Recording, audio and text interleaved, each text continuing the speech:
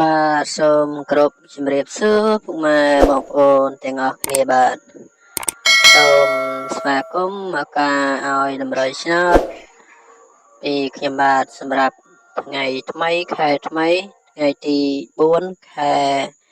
7ឆ្នាំ2021សម្រាប់តម្រុយឆ្នោតហ្វ្រីថ្ងៃនេះ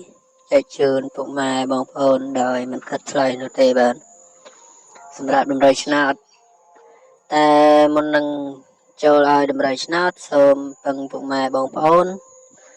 ជួយចុច like វីដេអូនិង subscribe ដាក់រូបកណ្ដឹងម្នាក់មួយផងដើម្បីទទួលបានវីដេអូថ្មីពីខ្ញុំបាទ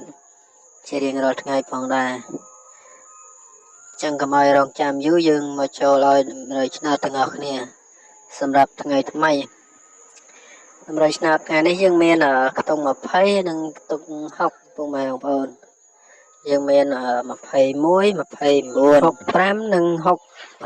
69សម្រាប់ការអូសយើងអូស20និងអូស60យើង3លេខយើងមាន329គុណ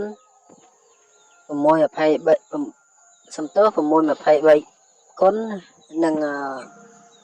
532គុណចឹងបាទពុកម៉ែបងប្អូនឆ្លាញ់ពេញចិត្តមួយណាពុកម៉ែបងប្អូនអាចយកទៅសងសំណាងលេងបានសម្រាប់តម្រុយឆ្នោតថ្ងៃនេះមានតែប៉ុណ្្នឹងទេជូនពរពុកម៉ែបងប្អូនហែងមានលាភមានជ័យអរគុណជម្រាបលាជួបគ្នានៅតម្រុយឆ្នោត